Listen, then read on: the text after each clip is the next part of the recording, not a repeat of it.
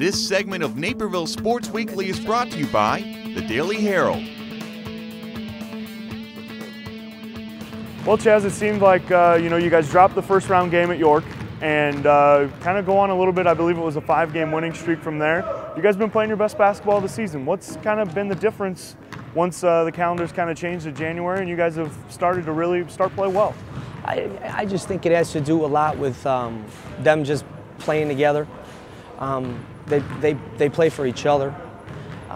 They really share the basketball. I think at the York Christmas tournament, I think we had 52 assists in 5 games there.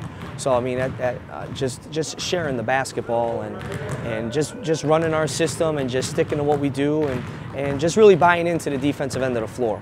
I thought is really that's the next thing that's kind of changed over with these guys. That was the biggest thing. For you as a first-year coach coming in here to Waubonsie after 7 years at South Elgin, I guess, first of all, just kind of why Waubonsie? What attracted you about this place? I just love the tradition here. Love just the whole, you got Nikwa, Mattia now in the mix and the biggest thing was the tradition that was at the school and just being in the conference and just seeing what they would have year in and year out and just being that way. And then the next thing was and then when I came here, I just love the fact that the people that I get to work with every day, and then obviously the kids here are great kids, so it was just a win-win for me. What's kind of that process been like for you? I believe it was, late in the spring last year when you're named head coach, and you have some days and a couple shootouts over the summer to kind of get acclimated. Yeah, it was just getting everything in line and figuring out how everything works with the district and how summer camp works. And it was just a lot, there's a lot of stuff that you have to do, a lot of small things, and probably the least that was on my plate was basketball, because I had to figure out how everything else worked. For me to have summer camp, for me to get to the shootouts, do I drive the kids, do we take a bus, so every district is set up differently. So, and then once we got that all figured out, and then now it's time to get into the summer shootouts and the summer camp, and it's been a good transition so far. So I bet you're pretty glad once late October, early November rolled around, you guys were actually able to get on the court? Yeah, because I knew the kids from the summer and coming in, and there was a lot of kids at camp, and it was just good to see them and them to meet me and me to meet them, and then now we could start moving forward, putting in the system and what we're going to do offensively and defensively. When we look at this team, Jay DeHaan, a guy that has a little bit of size as far as height-wise, but yeah, he's comfortable on the perimeter. We've seen him kind of fill it up here lately. What's it about him that he seems to be so versatile for you guys? He has the ability to score inside, outside, get to the free throw line. And that's a lot with our guards. Our guards are bigger than some of the other guards that we play, and they take advantage of getting in the post, being able to go to the free throw line, and also being able to knock down some threes off of our draw kick situations, and then also in our offense. You mentioned how you guys have done well defensively here over these past couple weeks. Do you think maybe the size of your guards is kind of able to, the length aspect of things has maybe kind of helped you guys in that aspect as well? Yeah, the length, and I think the ability to have all 5 guys on the floor be able to guard a guard. Like Jack Cordes does he's 6'7", but he moves his feet. He's got such great feet that he could stay with another team's point guard. Like he stayed with Matt Smith from South Elgin. He stayed with John Concher from West Chicago, who is probably averaging 30 points a game, but he's able to stay with him. So all 5 guys being able to guard multiple positions on the perimeter, it helps us out a lot. And you mentioned Jack. We know his brother Kevin, who is a terrific swimmer at Nikwa Valley. He's been quite a stable force, I think would be the word for Waubonsie basketball over these past couple of years. He seems to be a guy that can do a little bit of everything. Yeah, he is a guy who could defend, he could score, he could take the other team's best player. So he's been our backbone of our defense.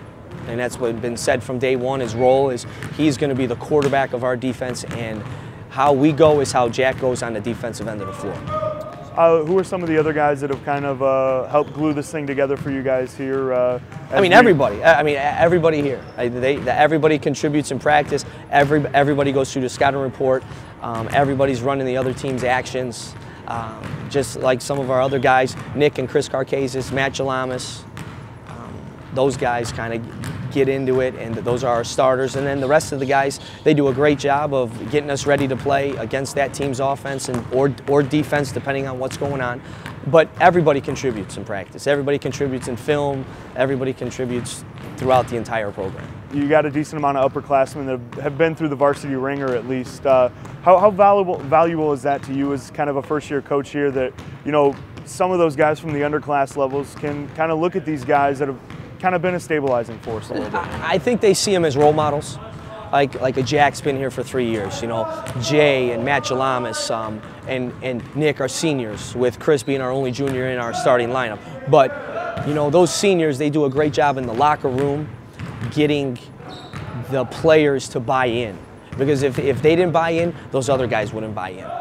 And stuff like that. So I think they do a great job in the locker room, but then I also think they do a great job of bringing it out to practice and practicing hard every day. There's not we don't have to like talk about the effort. Okay, we got to play hard. We got to have some enthusiasm. They're ready to go once they get in that rectangle. They're ready to go, and if it's offense, defense, whatever we're concentrating on that day for, and who we're preparing for, it's 100% all the time.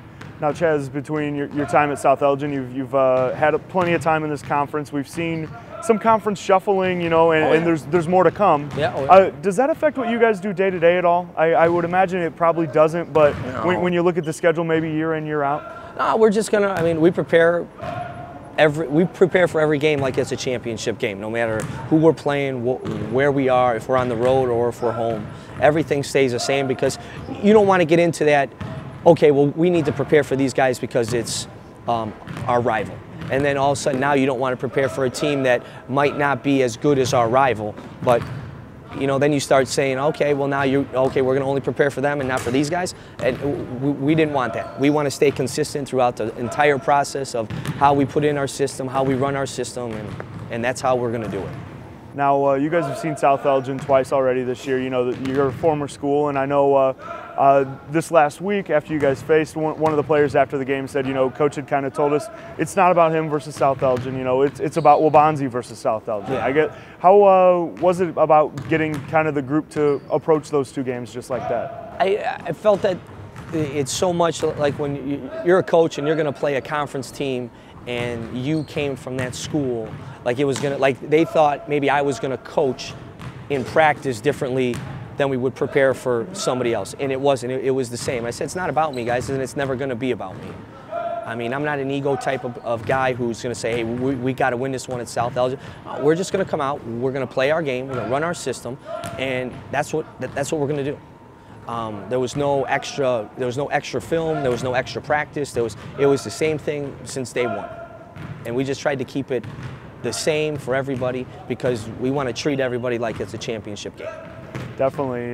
You know, one last thing, I guess, as it's hard to believe we're 5.5, 6 weeks from the postseason already. You know, as the regular season winds down, what are your goals? What are your expectations for this squad? You know, as regionals kind of loom here.